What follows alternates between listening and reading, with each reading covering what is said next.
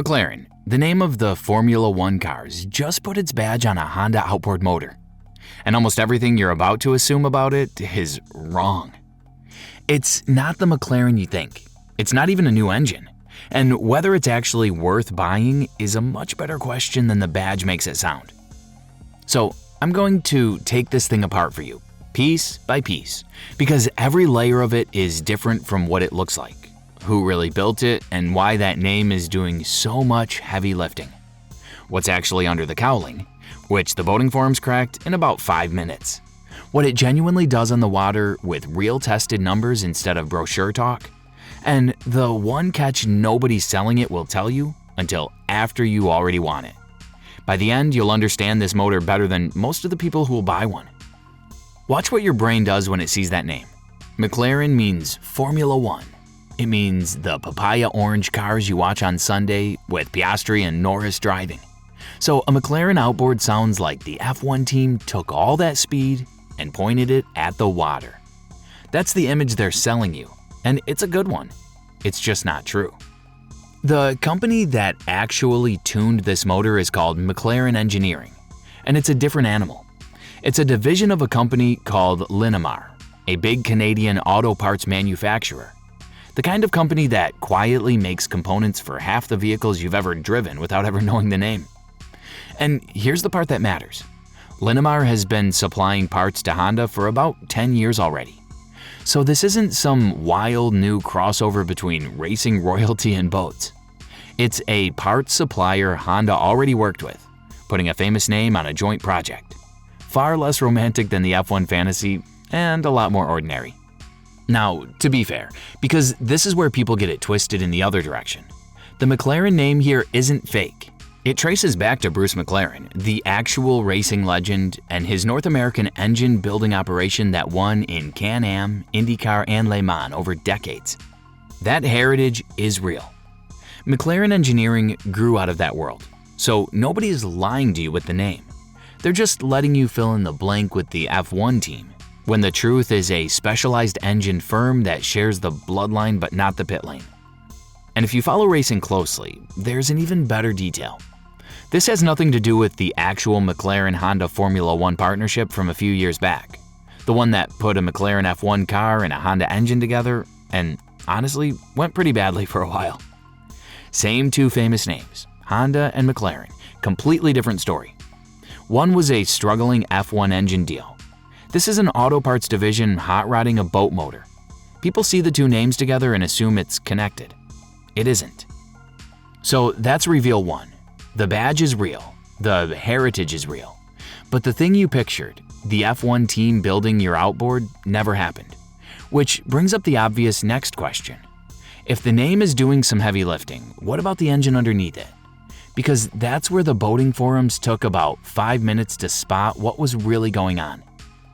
The forums caught this almost the second it was announced. It isn't a new engine at all. It's a Honda BF250, the 250 horsepower V6 Honda's been building for years, turned up to 300. Same block, same bones, just more power squeezed out of it. One guy on The Whole Truth summed the whole thing up in a single line. It starts off as their 250. He was right, and that's the part that marketing glides right past. So what did McLaren Engineering actually change to find that extra 50 horsepower? 3 things. And they're real mechanical work, not stickers on a cowling. A new camshaft with more aggressive valve timing and higher lift, so the engine breathes harder. A remapped ECU. The computer that runs the motor returned for the ignition timing and the knot control that more power demands. And bigger fuel injectors, to feed it the extra fuel that extra power needs. Cam, computer, and injectors, all on a proven Honda block. That's the recipe. You can take that 2 ways, and the honest answer sits between them. A skeptic looks at it and says it's a tuned 250 with a famous name slapped on. And technically, that's exactly what it is. But flip it over. Tuning a proven, reliable engine block is one of the smartest, lowest risk ways to make more power there is. You're not gambling on a clean sheet design with clean sheet problems nobody's found yet. You're taking a motor that already runs for thousands of hours and asking a little more of it. Honda's own engineer said it plainly. that taking that block from 225 or 250 horsepower up to 300 doesn't stress it past what it was built to handle. And that's exactly why the thing still carries Honda's full 5-year warranty. They trust the base engine enough to stand behind the hotter version of it. So what you've really got is a hop-up. A careful, factory-backed hop-up of a motor people already trust with their lives offshore. Which leaves the only question that actually matters to you. Does any of that tuning turn into something you'd feel with your hand on the throttle? Or is it 50 horsepower that only lives on a spec sheet? That's where the real numbers come in, and they tell a more honest story than the badge does. Quick thing before the numbers, because it actually matters more than any badge. You can buy the fanciest motor on the water, and the day something goes wrong, a shop can still look you in the eye and quote you $5,000 for a powerhead when the real problem was a $40 part. It happens constantly, and the only people it doesn't happen to are the ones who already know what the repair should cost. That's the whole reason I built the Outboard Repair Defense Guide. Every common repair, what it really costs, and the exact tricks shops use to pad the bill, and the jobs you can do yourself in an afternoon. Spot one padded quote, and it's paid for itself 20 times over. It's in the description. Get it before you need it, because the people who go looking after the shop calls have already lost. So does the tuning show up when you're actually driving, or is it a spec sheet number? Somebody put one on a 26-foot boat and ran it, and here's what came back. 0 to plane in about 4 seconds. 0 to 30 miles an hour in 8. Top speed right around 45-46 miles an hour at 6,400 RPM, and at an easy cruise it returned close to 2.8 miles per gallon. Read those numbers honestly, and you get a clear picture. This is strong and smooth and quiet in the way Honda's always been known for. But it's not a jaw-dropper. It's not going to snap your neck or beat a purpose-built speed machine. What the 50 extra horsepower actually buys you is better acceleration, more punch getting a heavy boat up and moving, and more comfortable power in the middle of the range where you actually spend your time. That's genuinely useful, especially on a big loaded pontoon or a heavier fishing rig. It's just not the fireworks the badge on the cowling might have you expecting. One practical detail worth knowing before you fall for it. This motor wants 90 octane fuel to make its power the way it's designed to. That's premium, and not every fuel dock carries it, though plenty of gas stations near boat ramps do. It's not a deal breaker. People run high octane engines all the time, but it's a small ongoing cost and a small hassle, and it's exactly the kind of thing the brochure doesn't lead with. So on the water, it delivers what a smart hop-up of a good motor should. A real, usable bump in performance wrapped in Honda's quiet reliability. Nothing wild, nothing revolutionary, just more of a good thing. Which sounds like an easy yes until you run into the 2 catches that nobody selling this motor is going to bring up on their own. This is where it gets frustrating, and it's the part that never makes the sales pitch.